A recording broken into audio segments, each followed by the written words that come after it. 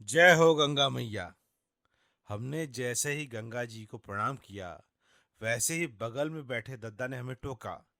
गलत मैया को प्रणाम कर रहे हो भैया, ये यमुना जी हैं।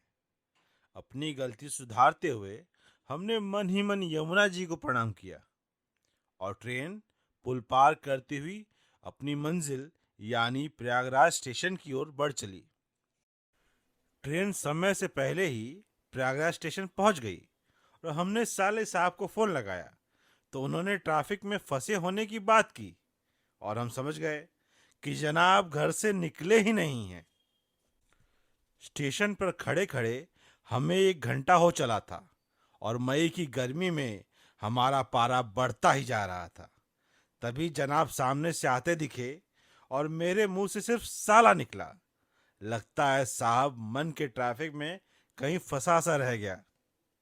कुछ ही पलों में हम कार में सवार थे और कार प्रयागराज की सड़कों पर चले जा रही थी।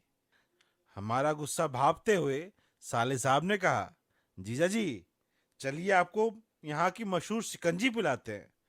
जनाब अपनी गलती को शिकंजी की ठंडक से ढकना चाह रहे थे, पर हमने मना करते हुए कहा, सीधे सत्यदास स्वीट्स ले चलो।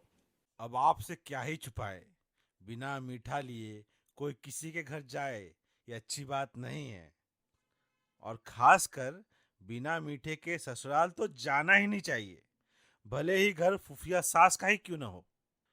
एक बात तो हम आपको बताना ही भूल गए, सत्यदास स्वीट्स प्रयागराज की सबसे अच्छी मिठाई की दुकान है और इसकी खोज, हाँ खोज ही कहूंगा, हमारे कुटुंब को ये जानकारी हमारे फुफिया ससुर से प्राप्त हुई।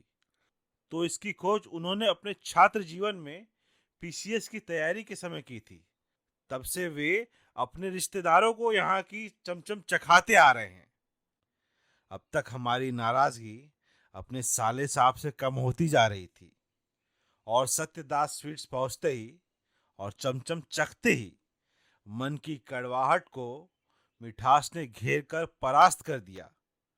हमारे चेहरे पर चमचम की चमक को देखते हुए साले साहब ने हमारे लिए मिष्टी दोई मंगा ली, जिस पर हमने पूछा, ये किस लिए? और उनका जवाब आया, आने वाली गलतियों के लिए जिया जी।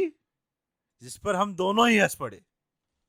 इतने में मिष्टी दोई भी आ गई, जिसे हमने जीवन में पहली बार चखा था। सच में गजब का स्वाद था। मिट्टी के कुल्हड़ में हल्की सी मिठास लिए वो धीरे धीरे मेरे मन में गहरे उतरती जा रही थी।